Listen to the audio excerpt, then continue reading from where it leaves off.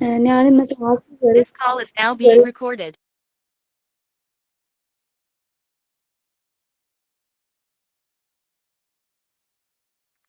Module 1 അല്ലേ hospital ward വരുന്നത്?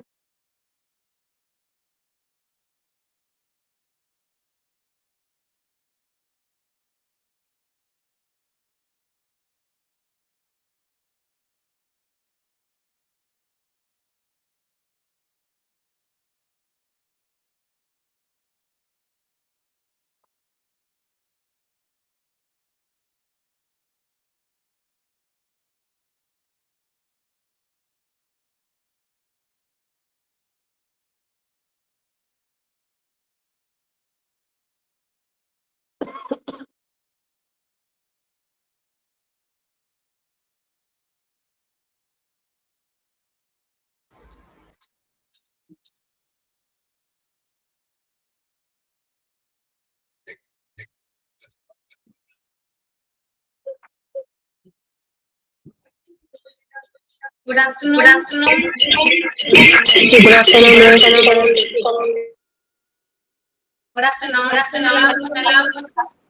മിസ്സിന്റെ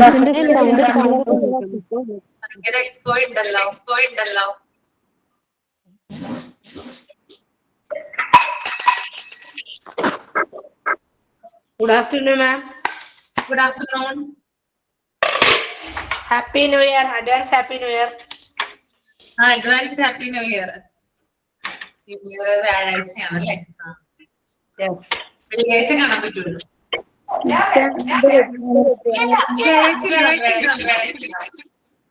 ഞാൻ ക്ലാസ്സിൽ കയറും. വ്യാഴാഴ്ച എന്റെ വെഡിങ്. വ്യാഴാഴ്ചയാണ്. ഓക്കെ. അപ്പൊ നമുക്ക് സ്റ്റാർട്ട് ചെയ്യാം.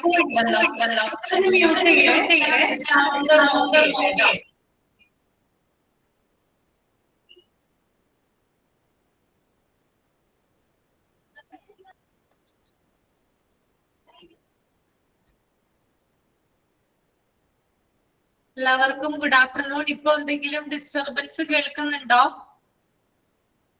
ഇല്ല. ഓക്കെ. അപ്പൊ ഞാൻ മൈക്ക് ഓഫ് ചെയ്തോക്കാണ്.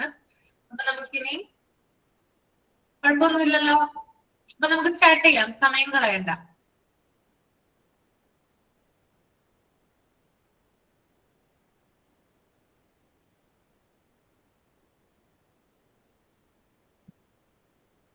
ഇന്നലെ നമ്മള് ഏത് പോയിന്റ് വരെയാണ് പറഞ്ഞു നിർത്തിയത്?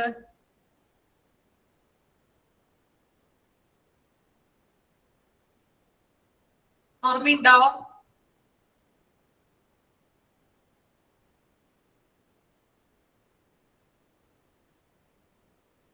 നാലാമത്തെ പോയിന്റ് ആയിട്ടുള്ളൂ അല്ലേ?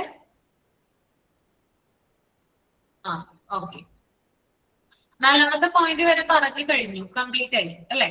നാലാമത്തെ പോയിന്റ് വരെ അത് ഫുള്ള് പറഞ്ഞില്ലേ?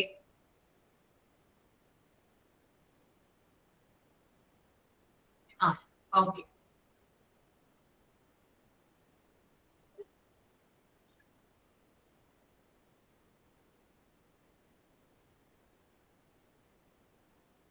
ഓക്കെ, അപ്പോ പ്രൊവൈഡിങ് സ്റ്റാർട്ട് ചെയ്യുന്നത്. പ്രൊവൈഡിങ് വരെ പറഞ്ഞില്ലേ? പ്രൊവൈഡിങ് ഇമോഷണൽ ബാക്കപ്പ് പറഞ്ഞായിരുന്നു. കോർഡിനേറ്റിംഗ് ആണ് കേട്ടോ ഇനി പറയാനുള്ളത്. Next point, coordinating with physicians and other health care professionals to make sure that all needs are met during patient visits. അതായത് ഫിസിഷ്യൻസ്, ഡോക്ടേഴ്സുമായിട്ടും ഹെൽത്ത് കെയർ പ്രൊഫഷണൽസുമായിട്ടൊക്കെ കോർഡിനേഷൻ ഉണ്ടാവുക അവർക്ക്, ഈ ഒരു പേഷ്യന്റ് റിലേഷൻ ഓഫീസർക്ക്. അതുപോലെ തന്നെ അവര് റൗണ്ട്സിനൊക്കെ വരുന്ന സമയത്ത് പേഷ്യൻസിന്റെ ആവശ്യങ്ങള് അവര് നിറവേറ്റുന്നുണ്ടോ? ഇപ്പൊ ഡോക്ടേഴ്സ് ആയാലും നഴ്സുമാരായാലും പേഷ്യൻസിന്റെ നീഡ്സ് അവിടെ നിറവേറ്റുന്നുണ്ടോ, അവരുടെ ആവശ്യങ്ങളൊക്കെ എല്ലാം ചെയ്തു കൊടുക്കുന്നുണ്ടോ എന്ന് ഉറപ്പുവരുത്തേണ്ടത് ആരാണ്? പേഷ്യന്റ് റിലേഷൻ ഓഫീസറാണ്. എനിക്ക് തോന്നുന്നു അഡ്മിറ്റ് ആകുന്ന സമയത്ത് ഈ പേഷ്യന്റ് റിലേഷൻ ഓഫീസർ വരും എന്നാണ് എനിക്ക് തോന്നുന്നത്. ഹോസ്പിറ്റലിലൊക്കെ നമ്മൾ വാർഡിൽ അഡ്മിറ്റ് ആവുന്ന സമയത്ത് അവര് വന്ന് ചോദിക്കും, നിങ്ങൾക്ക് എന്തെങ്കിലും ആവശ്യങ്ങൾ ഉണ്ടോ, എല്ലാം ഓക്കെ അല്ലേ, കൃത്യമായിട്ട് അവര് വൈറ്റൽസ് ഒക്കെ ചെക്ക് ചെയ്യാൻ പറ്റുന്നുണ്ടോ എന്നൊക്കെ വന്ന് ചോദിക്കും. ആ ഒരു വ്യക്തിയാണ് ആര്, ഈ ഒരു പേഷ്യന്റ് റിലേഷൻ ഓഫീസർ എന്ന് പറയുന്നത് കേട്ടോ. Okay, next point, maintaining exact records of patient meetings with physicians, nurses and other staff members. അതുപോലെ തന്നെ പലതരത്തിലുള്ള രേഖകൾ സൂക്ഷിക്കുക എന്നുള്ളതാണ്. എക്സാക്ട് റെക്കോർഡ്സ് കീപ്പ് ചെയ്യുക. ഇപ്പൊ രോഗികളായാലും അത് ഡോക്ടർമാരും നഴ്സുമാരും മറ്റ് സ്റ്റാഫുകളും തമ്മിലുള്ള രോഗികള്, അതായത് പേഷ്യൻസിനോട് ഡോക്ടേഴ്സ് സംസാരിക്കുന്നതായാലും നഴ്സുമാര് സംസാരിക്കുന്നതായാലും മറ്റ് സ്റ്റാഫുകളൊക്കെ സംസാരിച്ചിട്ട് എന്ത് ചെയ്യും, ഫയലിൽ ഓരോ കാര്യങ്ങള് രേഖപ്പെടുത്തും അല്ലെ. അപ്പൊ ഇത്തരത്തിലുള്ള ഫയൽസ്, അതായത് അവരുമായിട്ടുള്ള മീറ്റിംഗ്സ്, പേഷ്യൻസുമായിട്ട് ആര് മീറ്റ് ചെയ്യുന്നുവോ അവരുമായിട്ടുള്ള മീറ്റിങ്ങുകളുടെ റെക്കോർഡുകൾ സൂക്ഷിക്കുന്നത് ആരാണ്? അത് പേഷ്യന്റ് റിലേഷൻ ഓഫീസറാണ്. ക്ലിയർ ആണോ? പറഞ്ഞത് മനസ്സിലായോ? കൂടിക്കാഴ്ചകൾ അഥവാ മീറ്റിങ്ങുകളുടെ രേഖകൾ സൂക്ഷിക്കുന്നത് പേഷ്യന്റ് റിലേഷൻ ഓഫീസറാണ്. ഓക്കെ, ഇനി നെക്സ്റ്റ് പോയിന്റ് നോക്കാം. Setting patient complaints, concerns and questions about treatment plans and diagnosis. അതായത് ചികിത്സയുമായി ബന്ധപ്പെട്ട് രോഗികളുടെ പരാതികളും സംശയങ്ങളും കൈകാര്യം ചെയ്യുന്നത് പേഷ്യന്റ് റിലേഷൻ ഓഫീസറാണ്. അതായത് എന്തെങ്കിലും ട്രീറ്റ്മെന്റ് ഒക്കെ എടുക്കുമ്പോൾ നമുക്ക് സ്വാഭാവികമായിട്ട് നമ്മൾക്ക് ഉള്ള കാര്യമാണ്, പലതരത്തിലുള്ള കൺസേണുകൾ ഉണ്ടാകും അല്ലെ. അതായത് രോഗം മാറാതെ ഇരിക്കുന്ന സമയത്ത് പല പല ട്രീറ്റ്മെന്റുകൾ സ്റ്റാർട്ട് ചെയ്യും അല്ലെ. ഇപ്പൊ മരുന്നുകൾ ചിലപ്പോൾ മാറ്റിവെക്കാം, ഇഞ്ചക്ഷൻസ്, ആന്റിബയോട്ടിക്സ്, ഇതൊക്കെ എന്ത് ചെയ്യാം, ചിലപ്പോൾ അതിലൊക്കെ മാറ്റങ്ങൾ വരുത്താം രോഗിയുടെ അസുഖം വേഗമാകാതിരിക്കുന്ന സമയത്ത്. അപ്പൊ ഡോക്ടേഴ്സ് തന്നെ എന്ത് ചെയ്യാറുണ്ട്, പറയാറുണ്ട് രോഗിയോട് നമുക്ക് അത് ചെയ്യാം. ഇപ്പോഴത്തെ ഡോക്ടേഴ്സ് കുറച്ചുകൂടി ഫ്രണ്ട്ലി ആണ്, അവർ നമ്മളോട് എല്ലാ കാര്യങ്ങളും പറയും അല്ലെ. അപ്പോ അവര് പറയും ഇന്നതാണ് ചെയ്യുന്നത്, ഇതിലൊരു മാറ്റം വരുത്തുന്നുണ്ടെന്ന്. ഇനി അവരത് പറയുന്നില്ലെങ്കിൽ ആരുടെ റെസ്പോൺസിബിലിറ്റി ആണ് അത് പറഞ്ഞു കൊടുക്കേണ്ടത്? പേഷ്യന്റ് റിലേഷൻ ഓഫീസറാണ്. അതായത് രോഗിയുടെ ചികിത്സയിൽ എന്തെങ്കിലും മാറ്റങ്ങൾ ഉണ്ടെങ്കിൽ അത് എന്ത് ചെയ്യണം, അത് പറഞ്ഞ് അത് മനസ്സിലാക്കേണ്ടത് പേഷ്യന്റ് റിലേഷൻ ഓഫീസറാണ്. മാത്രമല്ല എന്തെങ്കിലും സംശയങ്ങൾ ഉണ്ടെങ്കിൽ അത് സോൾവ് ചെയ്യേണ്ടത് പേഷ്യന്റ് റിലേഷൻ ഓഫീസറാണ്. ഓക്കെ, ദെൻ അടുത്തത്, അപ്പൊ കംപ്ലൈന്റ്സ് എന്ന് പറഞ്ഞ പരാതികളാണ്, കൺസേൺസ് ആശങ്കകളാണ്, ക്വസ്റ്റ്യൻസ് ചോദ്യങ്ങളാണ്. ഇതുമായി ബന്ധപ്പെട്ടിട്ടുള്ള എല്ലാ കാര്യങ്ങൾക്കും മറുപടി നൽകുന്നത് പേഷ്യന്റ് റിലേഷൻ ഓഫീസറാണ്. Next one, making patients aware of health services and facilities available for patients at the hospital. അതുപോലെ തന്നെ എന്താണ്, പേഷ്യന്റിനെ ഹോസ്പിറ്റലിലെ ഹെൽത്ത് സർവീസ്, അതായത് എന്തൊക്കെ സേവനങ്ങളാണ്, എന്തൊക്കെ സൗകര്യങ്ങളാണ് ഹോസ്പിറ്റലിൽ ഉള്ളത് എന്ന് ബോധ്യപ്പെടുത്തേണ്ടത് ആരാണ്? പേഷ്യന്റ് റിലേഷൻ ഓഫീസറാണ്. അതായത് പേഷ്യന്റിന് അറിയാത്ത ധാരാളം സൗകര്യങ്ങൾ, ധാരാളം സർവീസസ് ഒക്കെ എവിടെ കൊടുക്കുന്നുണ്ടാകും, ഹോസ്പിറ്റലിൽ കൊടുക്കുന്നുണ്ടാവും. അപ്പൊ അതിനെ കുറിച്ച് പേഷ്യന്റിനെ ബോധവാനാക്കേണ്ടത് ആരാണ്? Patient relation officer. Okay, next one, investigate and convey complaints or problems to the appropriate head department of the hospital.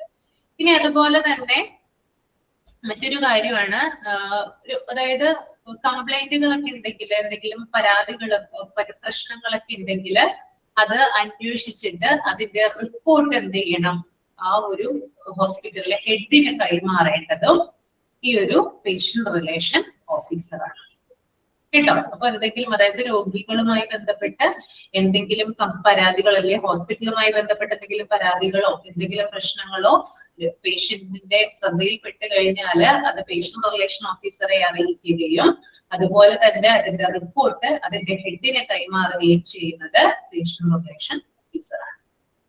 Next one, assisting setting conflicts and act as an intermediary between patients, families and staff. ഞാൻ ഇത് എടുത്ത് ഈ patient relation ഓഫീസറുടെ കാര്യം പറഞ്ഞപ്പോ തുടക്കത്തിൽ ഞാനൊരു കാര്യം പറഞ്ഞിട്ടുണ്ടായിരുന്നു, ഒരു ഇന്റർമീഡിയേറ്റർ ആയിട്ട് അല്ലെങ്കിൽ ഒരു മീഡിയേറ്റർ അല്ലെങ്കിൽ ഒരു മധ്യസ്ഥനായിട്ട് പേഷ്യന്റിന്റെ ഇടയിൽ നിന്നും അല്ലെങ്കിൽ പേഷ്യന്റും ഹോസ്പിറ്റലും തമ്മിൽ അവരുടെ ഇടയിൽ നിന്ന് ഒരു മധ്യസ്ഥനായിട്ട് പ്രവർത്തിക്കുന്നത് ആരാണ്?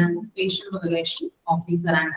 അപ്പൊ എന്തെങ്കിലും ഇപ്പൊ പേഷ്യൻസ് ആയാലും അതുപോലെ തന്നെ ഹോസ്പിറ്റലിന്റെ ഭാഗത്ത് നിന്നായാലും മാനേജ്മെന്റിന്റെ ഭാഗത്ത് നിന്നായാലും എന്തെങ്കിലും തർക്കങ്ങൾ, അതായത് രണ്ടുപേരും തമ്മിൽ പേഷ്യന്റും മാനേജ്മെന്റും തമ്മിൽ എന്തെങ്കിലും തർക്കങ്ങൾ ഉണ്ടാവുകയാണെങ്കിൽ അതിനിടയിൽ ഒരു മീഡിയേറ്റർ ആയിട്ട് നിന്നിട്ട് അത്തരത്തിലുള്ള പ്രശ്നങ്ങൾ പരിഹരിക്കുന്നതും പേഷ്യന്റ് റിലേഷൻ ഓഫീസർ.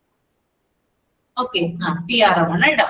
ഓക്കെ, അടുത്തത് collect data and information about the patient feedback and make the recommendation appropriately.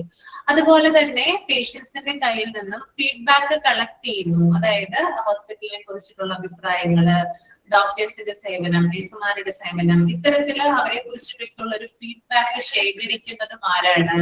ഈ ഒരു പേഷ്യന്റ് റിലേഷൻ ഓഫീസറാണ്.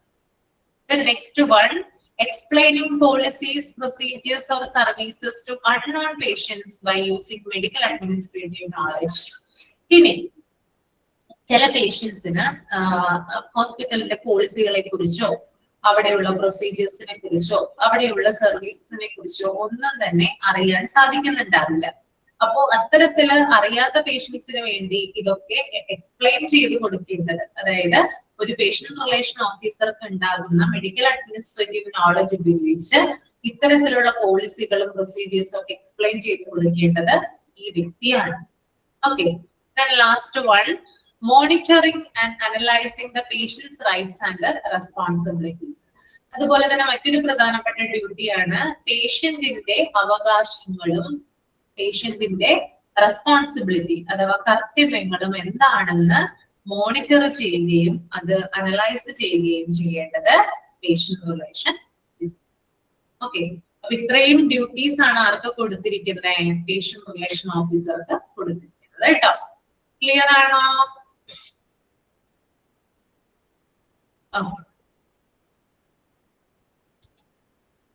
അപ്പൊ നമുക്കിനി നെക്സ്റ്റ് നമ്മുടെ പാർട്ട് എന്ന് പറയുന്നത് മൊഡ്യൂൾ 2 ആണ്. അതില് ലബോറട്ടറി സർവീസ് ആണ് എടുക്കാൻ പോകുന്നത്. എല്ലാവരും ഓക്കെ ആണോ? റെഡി ആണോ?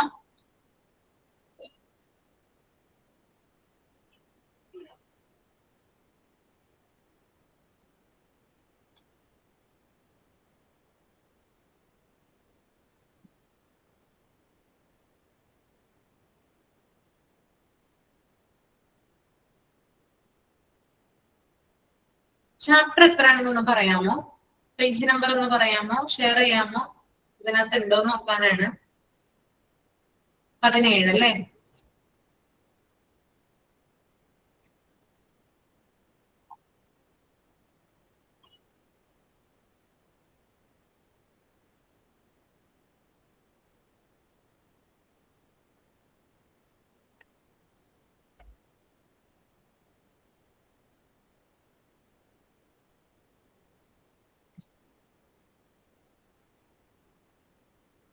ഓക്കെ,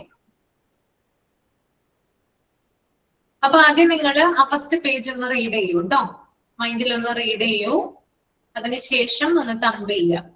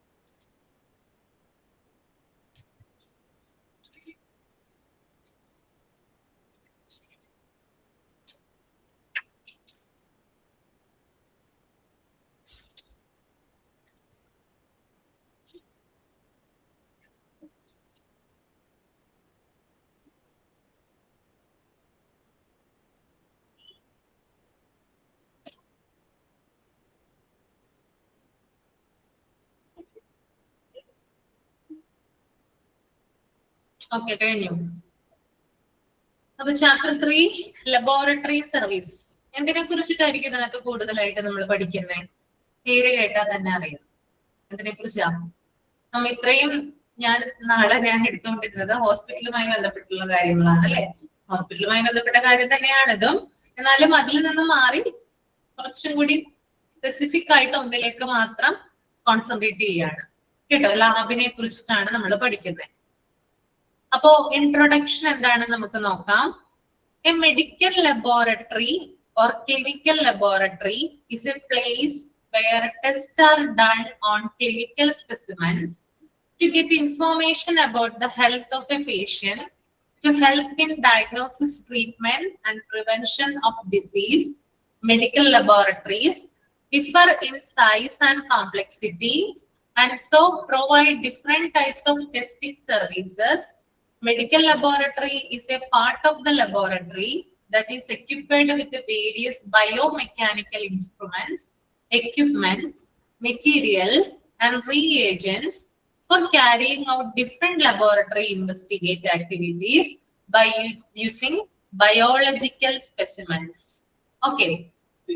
അപ്പോ അതിന്റെ ബ്രാക്കറ്റിൽ കൊടുത്തിട്ടുണ്ട് whole blood, serum, plasma, urine, stool, etcetera. അപ്പൊ നമുക്ക് എന്താണ് മെഡിക്കൽ ലബോറട്ടറി അല്ലെങ്കിൽ ക്ലിനിക്കൽ ലബോറട്ടറി എന്ന് നോക്കാം. ഓക്കെ, അപ്പോ നമുക്കറിയാം നമ്മള് ലബോറട്ടറിയിൽ എന്തിനാണ് പോകുന്നത്? അല്ല, ഒരു ആളെങ്കിലും ലബോറട്ടറിയിൽ പോകാത്ത ഉണ്ടാവില്ല അല്ലെ. എല്ലാവരും തന്നെ ലാബിൽ പോയിട്ടുണ്ടാവില്ലേ? ടെസ്റ്റ് ചെയ്യാനാണല്ലേ പോകുന്നേ. എന്തിനു വേണ്ടിയിട്ടാ നമ്മൾ ടെസ്റ്റ് ചെയ്യുന്നേ? ടെസ്റ്റ് ചെയ്യുന്നതിന് വേണ്ടിയിട്ടാ.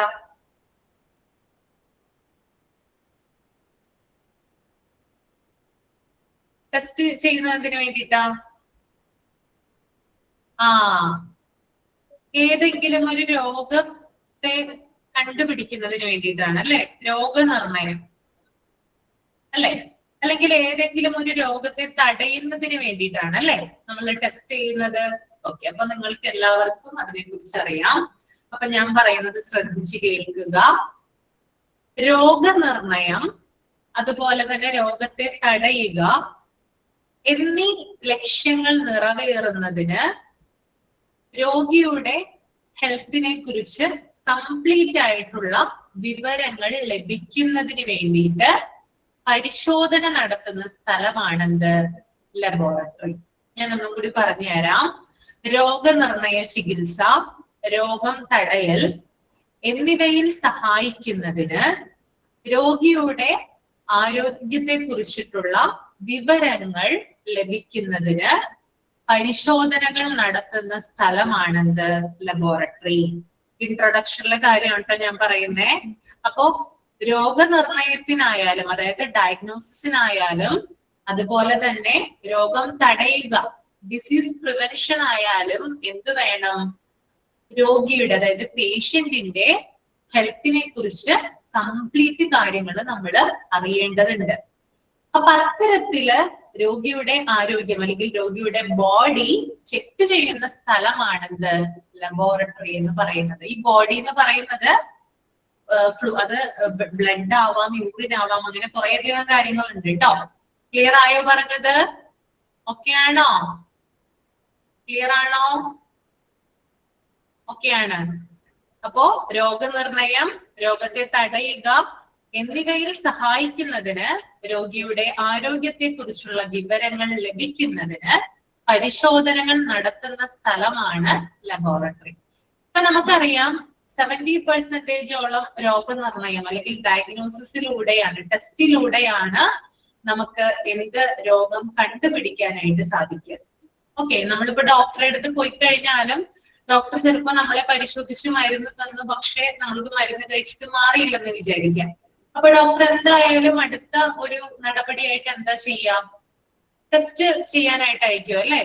അങ്ങനെയല്ലേ ചെയ്യാം? അല്ലാണ്ട് വീണ്ടും മരുന്ന് തരുമോ? ഒരിക്കലും ഇല്ല. ആദ്യം ഒരു ചുമ വന്നു, മരുന്ന് തന്നു, മാറുന്നില്ല. അപ്പൊ എന്തായാലും ബ്ലഡ് പരിശോധിക്കാനായിട്ട് പറയും.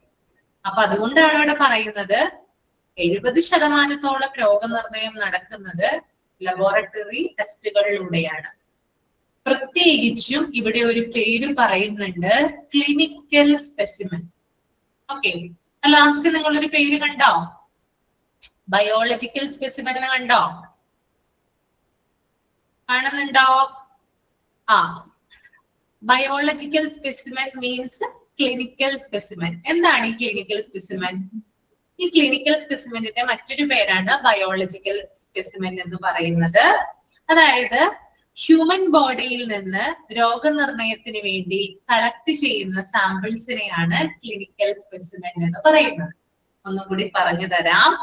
ഹ്യൂമൻ ബോഡിയിൽ നിന്ന് രോഗനിർണയത്തിന് വേണ്ടി കളക്ട് ചെയ്യുന്ന സാമ്പിൾസ് ആണെന്ത്? Clinical specimen. അപ്പൊ എന്തൊക്കെയായിരിക്കും ക്ലിനിക്കൽ സ്പെസിമെനിൽ വരിക? അവിടെ ബ്രാക്കറ്റിൽ കൊടുത്തിട്ടുണ്ട്. എന്തൊക്കെയായിരിക്കും ക്ലിനിക്കൽ സ്പെസിമെൻ? ആ, ബ്ലഡ് വരും അല്ലെ? ബ്ലഡ് ക്ലിനിക്കൽ സ്പെസിമെൻ ആണ്. സെറം വരും, പ്ലാസ്മ വരും, യൂറിൻ വരും, സ്റ്റൂള് വരും. അങ്ങനെ കുറെ അധികം കാര്യങ്ങള് എടുത്തിട്ടാണ് എന്ത് ചെയ്യുക? നമ്മുടെ രോഗം കണ്ടുപിടിക്കുക അല്ലെ, അല്ലെങ്കിൽ ടെസ്റ്റിന് വിധേയമാക്കുക. ഓക്കെ, അപ്പൊ ഇത്തരത്തില് ക്ലിനിക്കൽ സ്പെസിമെൻ വഴിയാണ് എന്ത് ചെയ്യുന്നത്? രോഗനിർണയം നടത്തുന്നത്. ഓക്കെ, അപ്പോ ഇത്തരത്തില് ക്ലിനിക്കൽ സ്പെസിമെൻസിന്റെ പരിശോധന നടത്തുന്ന സ്ഥലമാണെന്ത്? ലബോറട്ടറി. മനസ്സിലായോ? ആ, ക്ലിനിക്കൽ സ്പെസിമെൻസിന്റെ ടെസ്റ്റുകൾ നടത്തുന്ന സ്ഥലത്തെ ലബോറട്ടറി എന്ന് പറയാം. ഞാൻ ഈ ഇൻട്രൊഡക്ഷൻ സെന്റൻസ് ബൈ സെന്റൻസ് അല്ല അർത്ഥം പറയുന്നത് കേട്ടോ. അത് നിങ്ങളൊന്ന് മനസ്സിലാക്കണം. ഓരോന്ന് വെച്ച് കണക്ട് ചെയ്തിട്ടാണ് പറഞ്ഞു തരുന്നത്. കൂടുതൽ ക്യാച്ച് ചെയ്യാൻ വേണ്ടിയിട്ടാണ് കേട്ടോ അങ്ങനെ പറയുന്നത്. കുഴപ്പമില്ലല്ലോ? പ്രോബ്ലം ഇല്ലല്ലോ? ഇല്ല. ആ, അപ്പോ ഞാൻ പറഞ്ഞു ക്ലിനിക്കൽ സ്പെസിമെനിന്റെ പരിശോധന നടത്തുന്ന സ്ഥലത്തെയാണ് ലബോറട്ടറി എന്ന് പറയുന്നത്. ലബോറട്ടറി എന്ന് പറഞ്ഞാൽ പരീക്ഷണശാല എന്നാണ് മലയാളത്തിൽ അതിന്റെ അർത്ഥം വരുന്നത് കേട്ടോ. ഓക്കെ, അപ്പൊ നമ്മൾക്ക് ഒന്നും കൂടി ഒന്ന് നോക്കാം. ഒന്നുകൂടി ആദ്യം പറഞ്ഞത് ഒന്നുകൂടി ഒന്ന് എക്സ്റ്റെൻഡ് ചെയ്ത് ഒന്നും കൂടി പറയാം. ഒരു രോഗിയുടെ രോഗനിർണയം നടത്താനും ആ രോഗത്തെ തടയാനും അവർക്ക് ചികിത്സ കൊടുക്കാനും രോഗിയുടെ ആരോഗ്യ വിവരങ്ങൾ പൂർണ്ണമായും ലഭ്യമാക്കണം. ഒന്നുകൂടി ഞാൻ പറയാം. ഒരു രോഗിയുടെ രോഗനിർണയം നടത്താനും ആ രോഗത്തെ തടയാനും അവർക്ക് ചികിത്സ കൊടുക്കാനും രോഗിയുടെ ആരോഗ്യ വിവരങ്ങൾ പൂർണ്ണമായും ലഭ്യമാകണം. അത്തരം വിവരങ്ങൾ ലഭിക്കുന്നതിന് വേണ്ടി ക്ലിനിക്കൽ സ്പെസിമെൻസിൽ ടെസ്റ്റുകൾ നടത്തുന്ന സ്ഥലത്തെയാണ് എന്തു പറയുന്നേ? ലബോറട്ടറി എന്ന് പറയുന്നത്. ഇപ്പൊ മനസ്സിലായോ? ഒന്നുകൂടി മനസ്സിലായോ? ഓക്കെ ആണോ? ആ, ഓക്കെ. അപ്പോ പിന്നെ ഇവിടെ പറയുന്ന ഒരു കാര്യം, എന്താണ് ലബോറട്ടറി? ഇത്തരത്തിലുള്ള ടെസ്റ്റുകളാണ് ഇവിടെ നടത്തുന്നത്. എന്തൊക്കെ ഉപയോഗിച്ചിട്ടാണ് ടെസ്റ്റുകൾ നടത്തുന്നത്, എന്തിനു വേണ്ടിയിട്ടാണ് ടെസ്റ്റുകൾ നടത്തുന്നത് എന്നൊക്കെ നമ്മൾ മനസ്സിലാക്കി അല്ലെ. പിന്നെ പറയുന്ന വേറൊരു കാര്യം, നമ്മുടെ നാട്ടില് ചെറിയ ലാബ് തൊട്ട് വലിയ ലാബ് വരെ ഉണ്ട് അല്ലെ. നിങ്ങളുടെ ചുറ്റുവട്ടത്തൊക്കെ എല്ലാവരും ഒരേപോലുള്ള ലാബുകളാണോ ഉള്ളത്? ചില സ്ഥലത്ത് ചെറിയ ലാബായിരിക്കും ഉണ്ടായിരിക്കുക, ചില സ്ഥലത്ത് വലിയ ലാബുകളായിരിക്കും ഉണ്ടായിരിക്കുക അല്ലെ. ഓരോന്നും എന്താണ്? ഡിഫറെന്റ് ആണ്. നമ്മൾ ഹോസ്പിറ്റലിൽ പഠിച്ചില്ലേ? അതായത് സ്മോൾ ഉണ്ട്, ലാർജ് ഉണ്ട്, മിഡ് സൈസർ ഉണ്ട്. അതുപോലെ തന്നെ ലാബുകളും ചെറിയ ലാബുകളും ഉണ്ട്, വലിയ ലാബുകളും ഉണ്ട്. ഓക്കെ, അപ്പൊ ഈ ലാബുകളിൽ എന്തുണ്ട്? ഒരുപാട് എക്യുപ്മെന്റുകൾ കാണാനായിട്ട് സാധിക്കും. ഓക്കെ, അപ്പൊ ഈ ലാബുകളിലുള്ള എക്യുപ്മെന്റിനനുസരിച്ചിട്ടാണ് അവിടെയുള്ള സേവനങ്ങൾ അവർ കൊടുക്കുക ഇല്ലേ. ചില ലാബിൽ നമ്മൾ ചെന്ന് കഴിഞ്ഞാല് അവർ പറയും ഈ ടെസ്റ്റ് ഇവിടെ നടത്തില്ല എന്ന് പറയും. പറഞ്ഞിട്ടുണ്ടോ?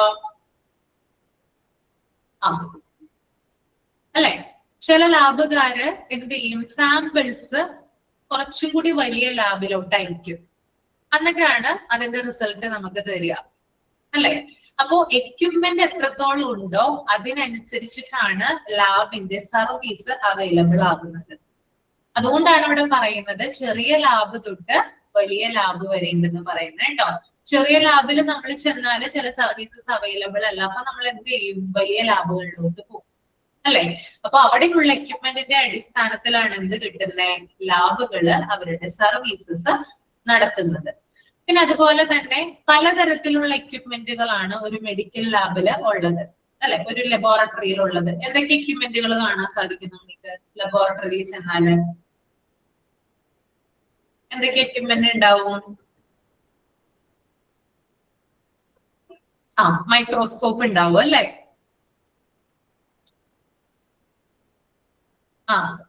ഓക്കെ. ബയോമെഡിക്കൽ ഇൻസ്ട്രുമെന്റ്സ് ഉണ്ടാവും അവിടെ. ബയോമെഡിക്കൽ ഇൻസ്ട്രുമെന്റ്സ് എന്ന് പറഞ്ഞാല് അവിടെയുള്ള സാമ്പിൾസ് മെഷർ ചെയ്യാനും എക്സാമിൻ ചെയ്യാനുമാണ് ബയോമെഡിക്കൽ ഇൻസ്ട്രുമെന്റ്സ് ഉപയോഗിക്കുന്നത്. ഓക്കെ, സാമ്പിൾസ് മെഷർ ചെയ്യാനും എക്സാമിൻ ചെയ്യാനും ബയോമെഡിക്കൽ ഇൻസ്ട്രുമെന്റ്സ് ഉപയോഗിക്കുന്നു.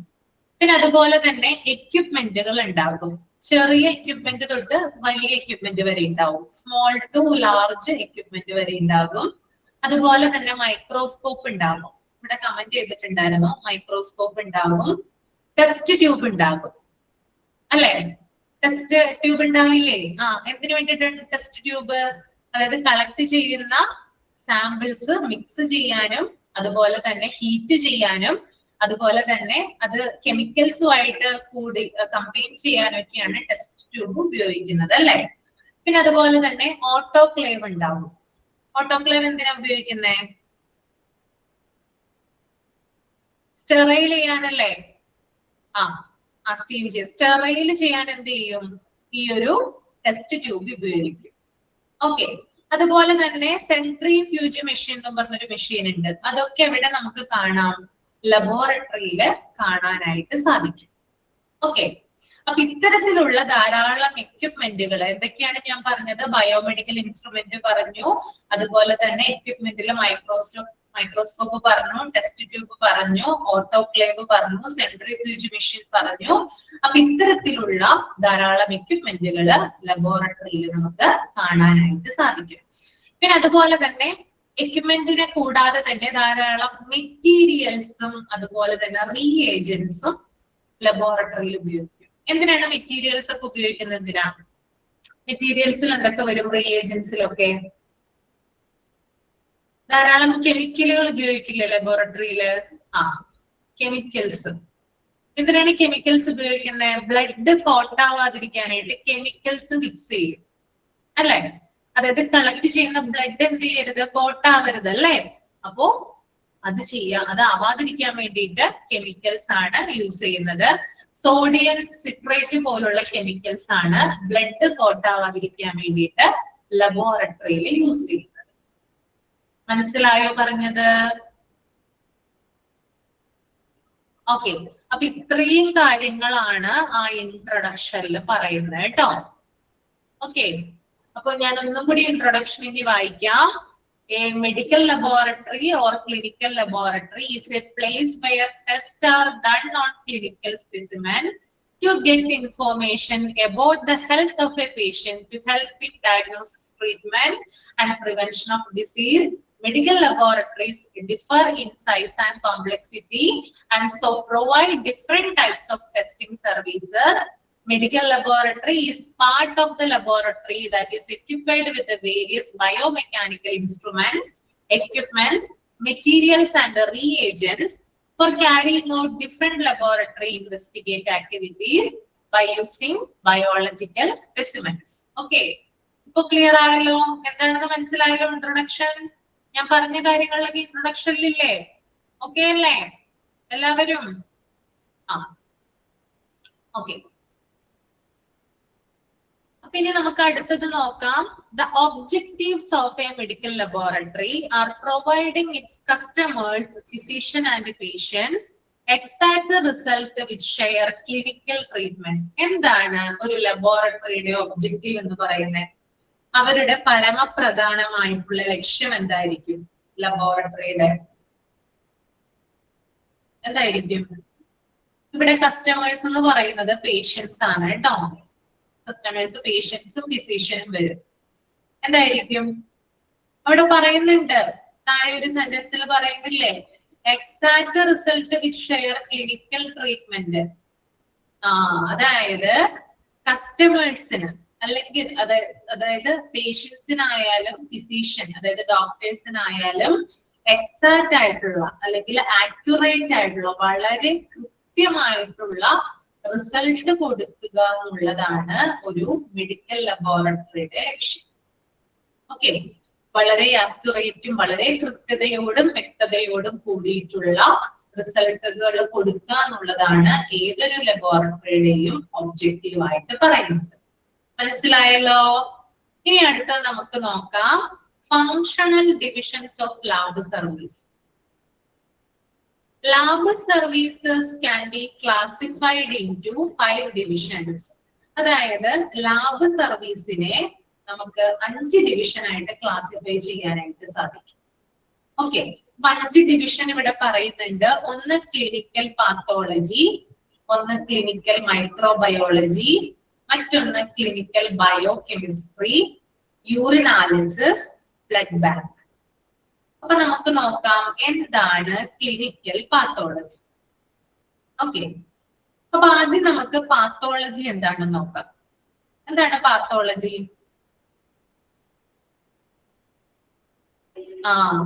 അതായത് രോഗനിർണയം, കാരണങ്ങള്, കോസസ്, ചികിത്സ എന്നിവയെ കുറിച്ചുള്ള പഠനമാണ് പാത്തോളജി.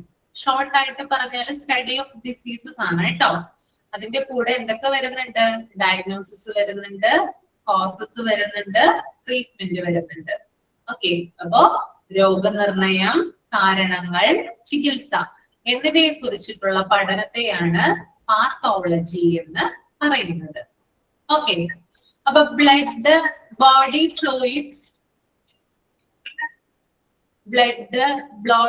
ബോഡി ഫ്ലൂയിഡ്സ് എന്നിവ പരിശോധന വിധേയമാക്കുന്നതിനെയാണ് ക്ലിനിക്കൽ പാത്തോളജി എന്ന് പറയുന്നത്. അതായത് ഒന്നുകൂടി പറയാം ഞാൻ, രോഗനിർണയം, കാരണങ്ങൾ, ചികിത്സ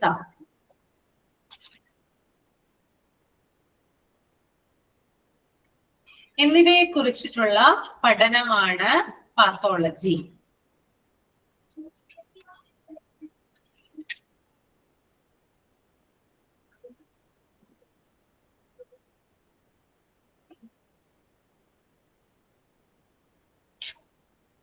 എഴുതിയോ?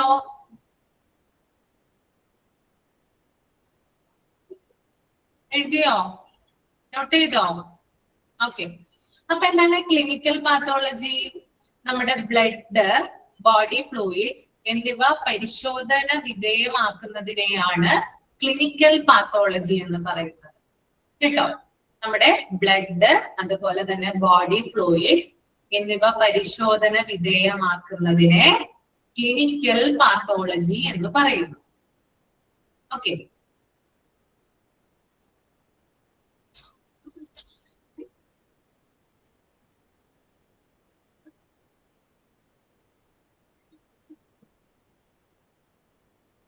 എഴുതിയോ? നോട്ട് ചെയ്തോ? ക്ലിക്ക് ആവുന്നുണ്ടല്ലോ, പിടി കിട്ടുന്നില്ലേ? ക്യാച്ച് ചെയ്യാൻ പറ്റുന്നില്ലേ? എളുപ്പമല്ലേ? ഇൻട്രസ്റ്റിംഗ് അല്ലേ ലാബ്? ആണ്. അപ്പൊ ക്ലിനിക്കൽ പാത്തോളജി നമുക്ക് മനസ്സിലായി. ഇനി സെക്കൻഡ് വൺ ആണ് ക്ലിനിക്കൽ മൈക്രോബയോളജി അല്ലെ? മൈക്രോബയോളജി എന്താ പഠിച്ചിട്ടുണ്ടാവുമല്ലോ. അതായത് നമുക്ക് ചുറ്റും ധാരാളം മൈക്രോ ഓർഗാനിസം ഉണ്ട് അല്ലെ? അപ്പൊ നമ്മുടെ ശരീരത്തിൽ എന്ത് കയറും? ചില സമയത്ത് ഈ മൈക്രോ ഓർഗാനിസം ഒക്കെ കയറും അല്ലെ? എന്തൊക്കെയാണ് മൈക്രോ ഓർഗാനിസം? എന്താണ് മൈക്രോ ഓർഗാനിസം?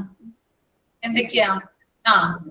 ബാക്ടീരിയ ഉണ്ടാകും, അതുപോലെ വൈറസ് ഉണ്ടാകും, ഫംഗി, പാരസൈറ്റ്സ്, ഇതൊക്കെ എന്താണ്? മൈക്രോ ഓർഗാനിസം ആണ്. അപ്പൊ നമ്മുടെ ശരീരത്തിൽ കയറി കഴിയുമ്പോഴാണ് നമുക്ക് എന്തുണ്ടാകുന്നേ? രോഗം ഉണ്ടാകുന്നത്. നമുക്ക് ഇത് നമ്മുടെ നഗ്ന നേത്രങ്ങൾ കൊണ്ട് കാണാനായിട്ട് സാധിക്കുമോ? നമ്മൾക്ക് കാണാൻ പറ്റുമോ? ഒരിക്കലും പറ്റില്ല അല്ലേ? ഒരിക്കലും പറ്റില്ല. അപ്പൊ നഗ്ന നേത്രങ്ങൾ കൊണ്ട് കാണാനായിട്ട് നമുക്ക് സാധിക്കില്ല. പക്ഷെ നമ്മൾക്ക് ഒരുപാട് അസുഖങ്ങൾ വരുത്തുന്നതാണെന്ത്? ഈ മൈക്രോ ഓർഗാനിസം എന്ന് പറയുന്നത്. അപ്പൊ ഇത്തരത്തിലുള്ള മൈക്രോ ഓർഗാനിസത്തെ കണ്ടെത്തി രോഗകാരണങ്ങൾ അറിയുന്നതിനെയാണ് ക്ലിനിക്കൽ മൈക്രോബയോളജി എന്ന് പറയുന്നത്. ഓക്കെ, അപ്പോ മൈക്രോ ഓർഗാനിസത്തെ കുറിച്ച് അറിയാനും അവ കണ്ടെത്തി രോഗനിർണയം നടത്താനും ചികിത്സയുമായി ബന്ധപ്പെട്ടിട്ടുള്ള കാരണങ്ങൾ കണ്ടുപിടിക്കുന്നതിനുമുള്ള ഒരു സ്റ്റഡിയാണെന്ത് ക്ലിനിക്കൽ മൈക്രോബയോളജി. ഓക്കെ, അപ്പൊ മൈക്രോ ഓർഗാനിസത്തെ കണ്ടെത്തി ഷോർട്ട് ആയിട്ട് എഴുതിയാൽ മതി കേട്ടോ. മൈക്രോ ഓർഗാനിസത്തെ കണ്ടെത്തി അവയുടെ കാരണങ്ങൾ അറിയുന്നതിന് സഹായിക്കുന്ന ഒരു ശാഖയാണെന്ത് ക്ലിനിക്കൽ മൈക്രോബയോളജി എന്ന് പറയുന്നു.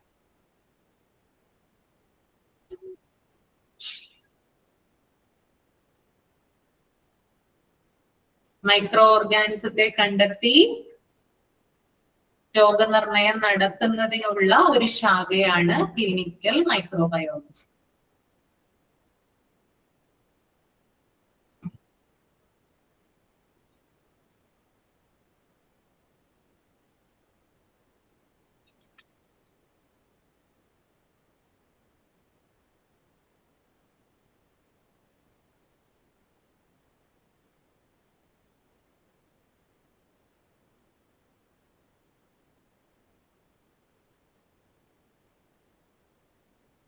കഴിഞ്ഞോ? അപ്പൊ ക്ലിനിക്കൽ പാത്തോളജി മനസ്സിലായി അല്ലേ? ഓക്കെ അല്ലേ? തമ്പ് ചെയ്യണം കേട്ടോ. ക്ലിനിക്കൽ പാത്തോളജി ക്ലിയർ അല്ലേ? ക്ലിനിക്കൽ മൈക്രോബയോളജി ക്ലിയർ അല്ലേ? ആ, ഇനി അടുത്തതാണ് ക്ലിനിക്കൽ ബയോകെമിസ്ട്രി. അപ്പൊ കെമിസ്ട്രി എന്ന് പറയുന്ന ഒരു വേർഡ് അവിടെ വന്നിട്ടുണ്ട് അല്ലെ?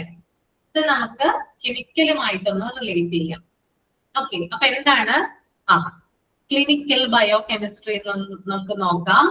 അതായത് നമ്മുടെ ശരീരത്തില് ബ്ലഡ് ഉണ്ട്, യൂറിൻ ഉണ്ട് അല്ലെ? ഇത്തരത്തിലുള്ള ബോഡി ഫ്ലൂയിഡ്സിലെ, അതായത് ബ്ലഡ് ആയാലും ബ്ലഡ്, യൂറിൻ പോലുള്ള ബോഡി ഫ്ലൂയിഡ്സിലെ ചില കെമിക്കൽസ്, അതായത് നമ്മുടെ രക്തത്തിലും മൂത്രത്തിലൊക്കെയുള്ള ചില കെമിക്കൽസ് പരിശോധിച്ച് രോഗം നിർണയിക്കുന്നതിനും ചികിത്സ നിരീക്ഷണത്തിനും സഹായിക്കുന്ന ഒരു മെഡിക്കൽ ശാഖയാണിത് ക്ലിനിക്കൽ ബയോകെമിസ്ട്രി.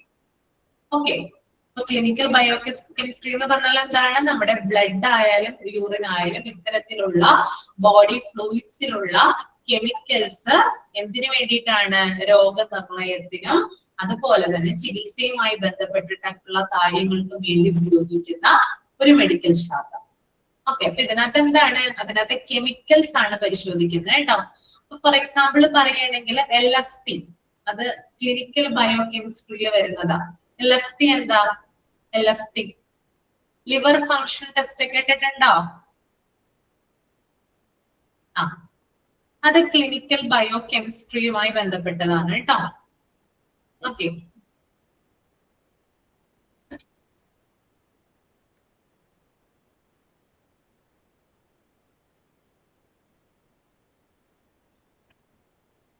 ഇത് ഓക്കെ അല്ലേ? ക്ലിനിക്കൽ ബയോകെമിസ്ട്രി ഓക്കെ അല്ലേ?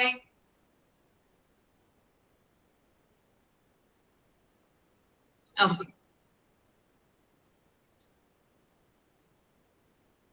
അടുത്തത് യൂറിനാലിസിസ് ആണ്. എന്തായിരിക്കും യൂറിനാലിസിസ്? അറിയാൻ പറ്റുമല്ലോ.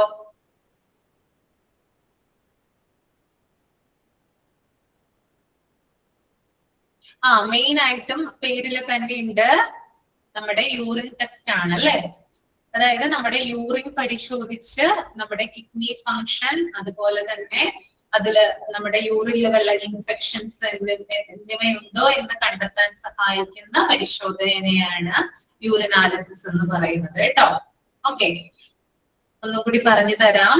യൂറിൻ പരിശോധിച്ച് കിഡ്നി ഫങ്ഷൻസ്, അതുപോലെ തന്നെ യൂറിനിലുള്ള ഇൻഫെക്ഷൻസ് എന്നിവ കണ്ടെത്താൻ സഹായിക്കുന്ന ലാബ് പരിശോധനയാണ് യൂറിനാലിസിസ് എന്ന് പറയുന്നത്. ഓക്കെ, പിന്നെ അതുപോലെ തന്നെ ഈ യൂറിനാലിസിസ് എന്ന് പറയുന്ന പരിശോധനയിലൂടെ നമ്മുടെ യൂറിന്റെ കളറ്, അതുപോലെ തന്നെ അതിൽ അടങ്ങിയിരിക്കുന്ന സബ്സ്റ്റൻസ് എന്താണ്, കെമിക്കൽസ് എന്താണ്, അതിലെന്തെങ്കിലും ജേംസ് ഉണ്ടോ എന്നൊക്കെ കണ്ടെത്താനായിട്ട് സാധിക്കും. ഓക്കെ, അടുത്തത് പറഞ്ഞോട്ടെ. ബ്ലഡ് ബാങ്ക്, യൂറിൻ കൾച്ചറൊക്കെ ഇതുമായി ബന്ധപ്പെട്ടതാണ്.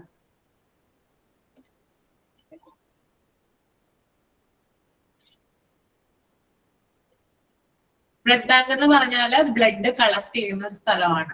എല്ലാവർക്കും അറിയാം ബ്ലഡ് കളക്ട് ചെയ്യുന്നു, പിന്നെ അതുപോലെ തന്നെ പരിശോധനകൾ പലതരത്തിലുള്ള ടെസ്റ്റുകൾ നടത്തുന്നു, പിന്നെ ബ്ലഡിന്റെ സ്റ്റോറേജ് ഓക്കെ സംഭരിച്ചു വെക്കുന്നു, ബ്ലഡ് ആവശ്യമുള്ളവർക്ക് കൊടുക്കുന്നതിന് വേണ്ടിയിട്ട് സ്റ്റോറേജ് ചെയ്ത് വെക്കുന്നു, പിന്നെ സപ്ലൈ ചെയ്യുന്നു.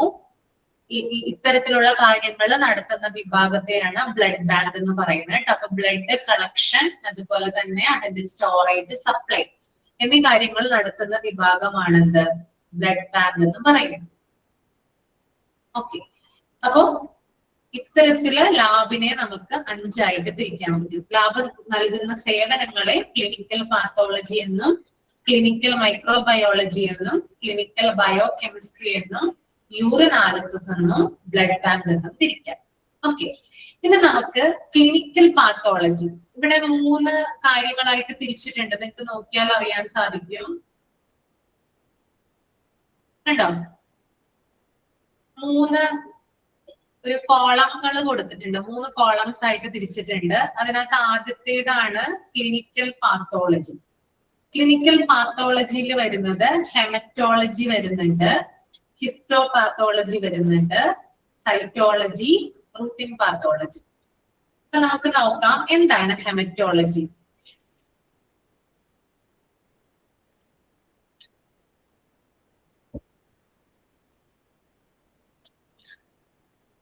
സ്റ്റഡി ഓഫ് ബ്ലഡ് അല്ലേ,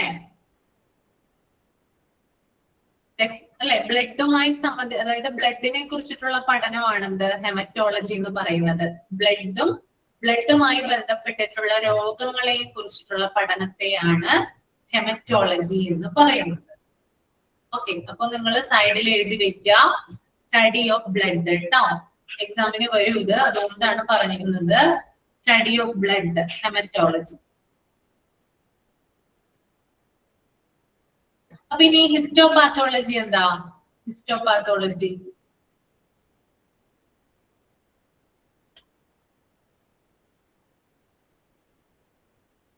എന്തിനെ കുറിച്ചുള്ള പഠനമാണ് ഹിസ്റ്റോപാത്തോളജി?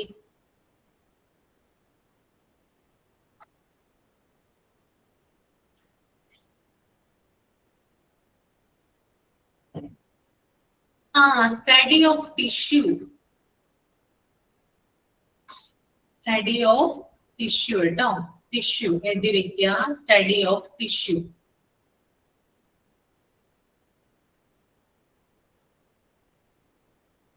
അപ്പൊ അടുത്തത് നോക്കാം നമുക്ക് cytology. Study of cells. Study of cells.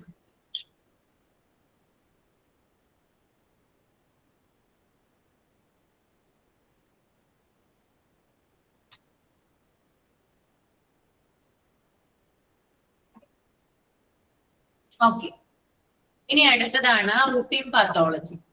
Routine pathology എന്ന് പറയുന്നത് deals with routine laboratory investigations. അതായത് നമ്മൾ സാധാരണയായിട്ട് നടത്തുന്ന പരിശോധനകൾ, ബ്ലഡ് ടെസ്റ്റ് അതുപോലെ യൂറിൻ ടെസ്റ്റ്, അതൊക്കെ റൂട്ടീൻ പാത്തോളജിയിലാണ് വരുന്നത് കേട്ടോ. അപ്പൊ താഴെ ഒന്ന് നോട്ട് ചെയ്ത് വെക്കുക, deals with routine laboratory investigation. Haematology എന്ന് പറഞ്ഞാല് സ്റ്റഡി ഓഫ് ബ്ലഡ് ആണ്, സ്റ്റഡി ഓഫ് ബ്ലഡ് കേട്ടോ.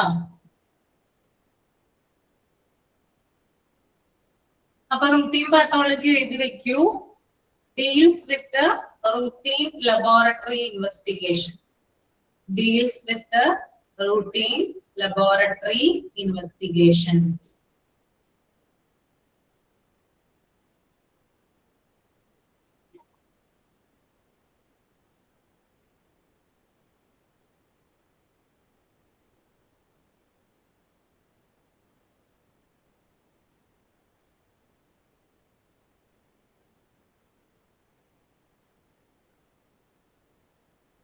ഓക്കെ, ഓക്കെ അല്ലേ? ഫസ്റ്റ് കോളത്തിലെ എല്ലാ കാര്യങ്ങളും കിട്ടിയില്ലേ? ഓക്കെ,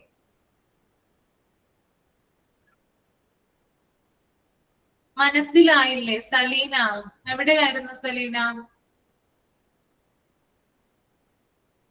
ഏതാണ് മനസ്സിലാവാത്തത്? അതായത് ക്ലിനിക്കൽ പാത്തോളജിയിൽ എന്തിനെയൊക്കെ കുറിച്ചിട്ടാണ് ടെസ്റ്റുകൾ നടത്തുന്നത്, ഏതൊക്കെയാണ് ക്ലിനിക്കൽ പാത്തോളജിയുമായി ബന്ധപ്പെട്ട് കിടക്കുന്നതെന്നാണ് ഇതിനകത്ത് പറയുന്നത്. അതിനകത്ത് ഹെമറ്റോളജി എന്ന് പറയുന്നത് ബ്ലഡുമായി ബന്ധപ്പെട്ട്, അതായത് നമ്മുടെ രക്തവുമായി ബന്ധപ്പെട്ട് റൂട്ടീൻ പാത്തോളജിയോ. റൂട്ടീൻ പാത്തോളജി എന്ന് പറഞ്ഞാൽ നമ്മൾ ഡെയിലി നടത്തുന്ന, അതായത് ബ്ലഡ് യൂറിൻ പോലുള്ള ടെസ്റ്റുകളാണെന്ത് റൂട്ടീൻ പാത്തോളജി എന്ന് പറയുന്നത്.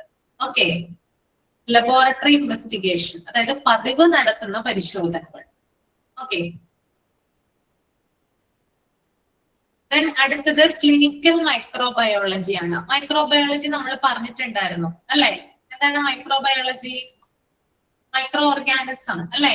അതിനകത്ത് കുറെ അധികം കാര്യങ്ങൾ വരുന്നുണ്ട് അല്ലെ? അപ്പൊ ആദ്യത്തേതാണ് ക്ലിനിക്കൽ മൈക്രോബയോളജി എന്ന് പറയുന്ന വിഭാഗത്തില് ആദ്യത്തേതാണ് ബാക്ടീരിയോളജി. എന്തിനെ കുറിച്ചിട്ടുള്ള പഠനമാണ് ബാക്ടീരിയോളജി? Study of bacteria. അതായത് ബാക്ടീരിയയുമായി ബന്ധപ്പെട്ടിട്ടുള്ള കാര്യങ്ങൾ, അതായത് ഏത് ബാക്ടീരിയയാണ് രോഗം പരത്തിയത്, അല്ലെങ്കിൽ ഏതാണ്, എന്ത് ചികിത്സയാണ് അവർക്ക് നൽകേണ്ടത്, അങ്ങനെയുള്ള കാര്യങ്ങളൊക്കെ ബാക്ടീരിയനെ കുറിച്ചിട്ട് കൂടുതലായിട്ട് പഠിക്കുന്ന ശാഖയാണെന്ത് ബാക്ടീരിയോളജി എന്ന് പറയുന്നത് കേട്ടോ. അപ്പൊ ബാക്ടീരിയയുമായി ബന്ധപ്പെട്ടിട്ടുള്ള രോഗനിർണയം നടത്താനാണ് ഇത് പ്രധാനമായിട്ടും ഉപയോഗിക്കുന്നത്. നെക്സ്റ്റ് വൺ മൈക്കോബാക്ടീരിയോളജി ആണ്. മൈക്കോബാക്ടീരിയോളജി. മൈക്കോബാക്ടീരിയോളജി മീൻസ് സ്റ്റഡി ഓഫ് മൈക്കോബാക്ടീരിയ കേട്ടോ. സ്റ്റഡി ഓഫ് മൈക്രോബാക്ടീരിയ അല്ലെങ്കിൽ മൈക്കോബാക്ടീരിയ. Study of mycobacteria.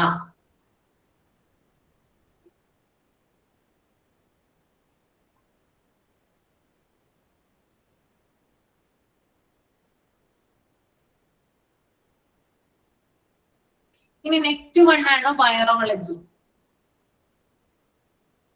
Study of virus.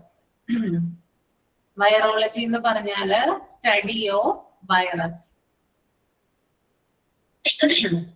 Study of virus.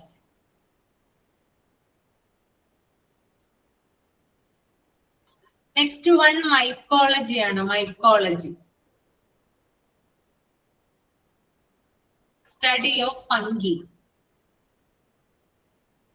Study of fungi.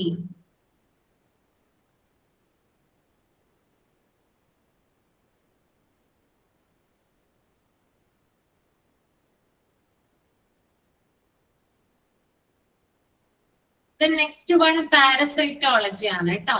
Parasitology. Study of parasites.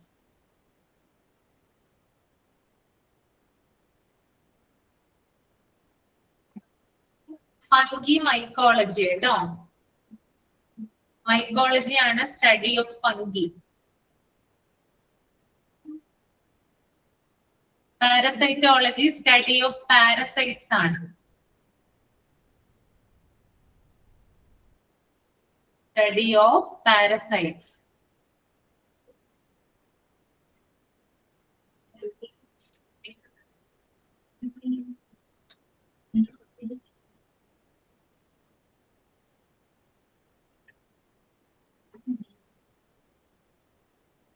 ഇനി നെക്സ്റ്റ് വൺ ആണ് ഇമ്മ്യൂണോളജി. ഇമ്മ്യൂണോളജി എന്താണ്? Study of immune system.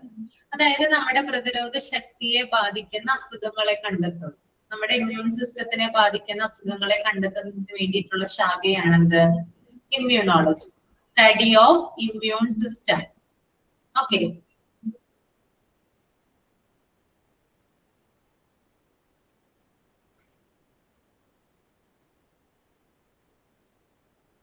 അപ്പൊ ഇത്തരത്തിൽ അതായത് immunology എന്ന് പറയുന്ന ആ ഒരു സ്റ്റഡിയിലൂടെ കൺജനിറ്റൽ ആയിട്ടുള്ള, അതായത് നമുക്ക് ജന്മനായുള്ള അസുഖങ്ങളെ ഒക്കെ നമുക്ക് കണ്ടെത്താനായിട്ട് സാധിക്കുന്നുണ്ട്. ഇപ്പൊ ടൈപ്പ് 1 ഡയബറ്റീസ് ഒക്കെ നമുക്ക് എന്താ പറയാ ജന്മനാ ഇപ്പോ പാരമ്പര്യമായിട്ട് വരാം അല്ലെ? അപ്പൊ അത്തരത്തില് ഇമ്മ്യൂൺ സിസ്റ്റത്തിനെയൊക്കെ ബാധിക്കുന്ന അല്ലെങ്കിൽ നമുക്ക് നമ്മുടെ പ്രതിരോധ ശേഷിയെ ബാധിക്കുന്ന ചില അസുഖങ്ങളുണ്ട്. അപ്പൊ ഇത്തരത്തിലുള്ള അസുഖങ്ങളെ കണ്ടെത്തുന്നതിന് വേണ്ടിയിട്ടാണ് ഇമ്മ്യൂണോളജി എന്ന് പറയുന്ന ഒരു ശാഖ അല്ലെങ്കിൽ ഒരു ബ്രാഞ്ച് നിലവിലുള്ളത്. നെക്സ്റ്റ് വൺ സെറോളജി ആണ്. സെറോളജി എന്ന് പറഞ്ഞാൽ എന്താ? അതായത് നമ്മുടെ ശരീരത്തിലെ, അതായത് പ്രത്യേകിച്ച് നമ്മുടെ ബ്ലഡിലെ സ്പെഷ്യൽ ആന്റിബോഡീസ് കണ്ടെത്തുന്നതിന് വേണ്ടിയിട്ടുള്ള ടെസ്റ്റ് അല്ലെങ്കിൽ അത്തരത്തിലുള്ള ഒരു ശാഖയാണെന്ന് സെറോളജി എന്ന് പറയുന്നത് കേട്ടോ. അതൊന്ന് എഴുതിയെടുത്തോളൂ നിങ്ങള്, ഞാൻ പറഞ്ഞു തരാം. Serology test used to find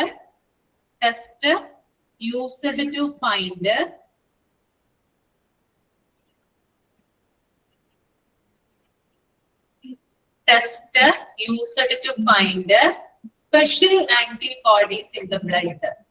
Special antibodies in the blood. Serology ട്ടോ.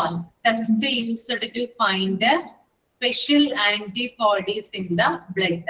നമ്മുടെ ബ്ലഡിനകത്ത് ആന്റിബോഡീസ് ഉണ്ടോ എന്ന് ഐഡന്റിഫൈ ചെയ്യുന്നതാണെന്ന് സെറോളജി. ഓക്കെ, HIV പോലുള്ള ടെസ്റ്റുകളൊക്കെ സെറോളജിയുമായി ബന്ധപ്പെട്ടതാണ് കേട്ടോ. HIV ടെസ്റ്റ് ഉണ്ടല്ലോ, അത് സ്പെഷ്യൽ ആന്റിബോഡീസ് ഉണ്ടോ എന്ന് ഡയഗ്നോസ് ചെയ്യുന്നതാണ്. ഓക്കെ, അപ്പൊ ഇത്രയും കാര്യങ്ങൾ ഓക്കെ ആണോ?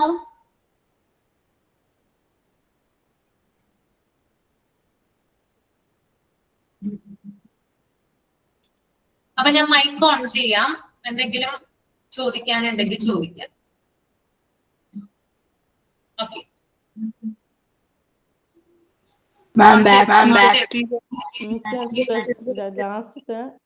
ഒരാള് പറയൂ. Test used to find special. Test used to find special antibodies. ആരെങ്കിലും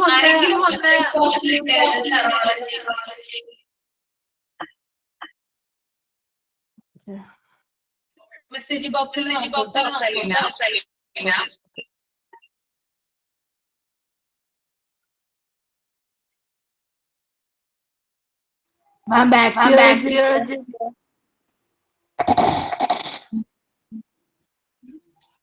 ഹരിത കമന്റ് ചെയ്ത് മെസ്സേജ് ചെയ്തു.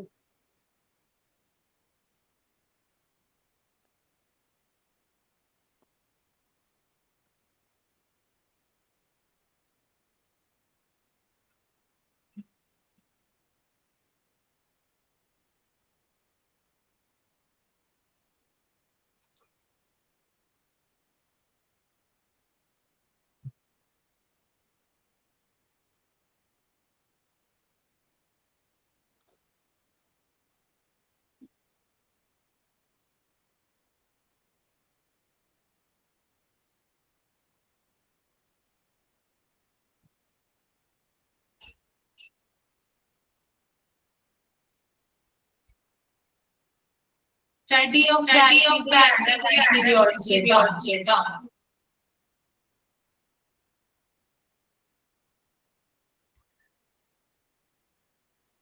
Study of bacteria.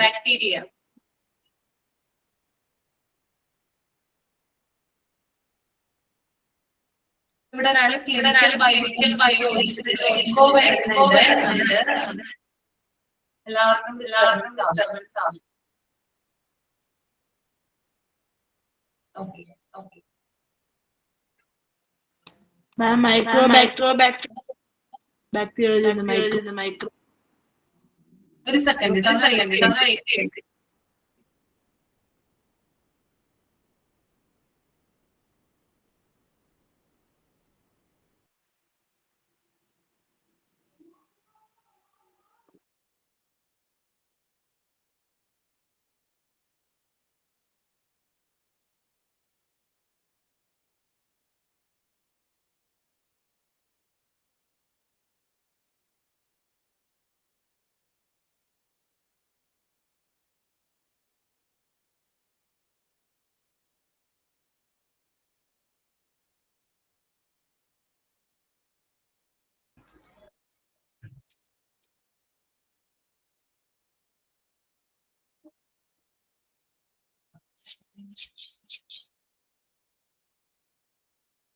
നിങ്ങൾ എല്ലാവരും തന്നെ മൈക്ക് നിങ്ങളുടെ മൈക്കൊന്ന് നിങ്ങൾ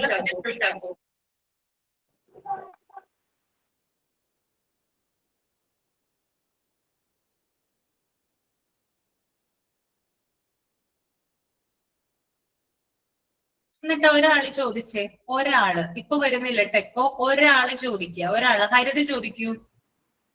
മാം മൈക്രോബാക്ടീരിയോളജി എന്തുവാ? Study of micro bacteria.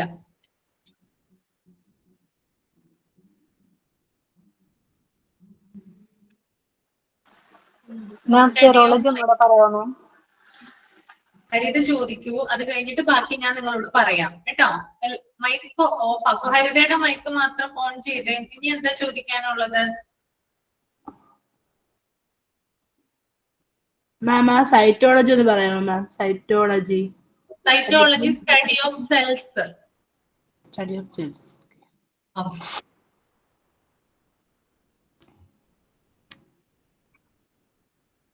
Routine pathology എന്തായിരുന്നു മാം പറഞ്ഞത്? റൂട്ടീൻ പാത്തോളജി എന്ന് പറഞ്ഞാൽ ഞാൻ പറഞ്ഞിട്ടുണ്ടായിരുന്നല്ലോ, deals with routine laboratory investigation, പതിവ് പരിശോധനകളെയാണ് റൂട്ടീൻ പാത്തോളജി എന്ന് പറയുന്നത്. ബ്ലഡ് ടെസ്റ്റ്, യൂറിൻ ടെസ്റ്റ്, അങ്ങനെയുള്ള പതിവ് പരിശോധനകൾ. Okay ma'am. ഓക്കെ. ഇനി അടുത്തതാരാ? മുഹമ്മദ് അഫ്താബ്. മാം ആ സെറോളജി ഒന്നുകൂടെ പറയാമോ?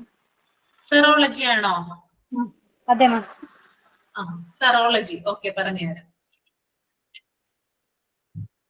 Test used to find special antibodies in the blood.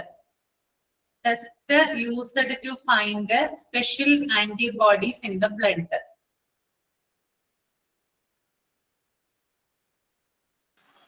Okay ma'am, thank you. Okay. Then Saleena ചോദിച്ചോളൂ കേട്ടോ.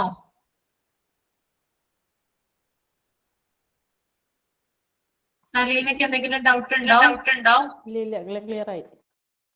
ഇല്ല. ഓക്കെ. അപ്പൊ എല്ലാവർക്കും ക്ലിയർ അല്ലേ? യെസ്. അപ്പൊ നമുക്കിനി വ്യാഴാഴ്ച ഞാനായിരിക്കും ചിലപ്പോ വ്യാഴാഴ്ച കാണാം, അല്ലെങ്കിൽ വെള്ളിയാഴ്ച കാണാം. Okay. Thank you. Thank you, ma'am. Happy New Year. Thank you, ma'am.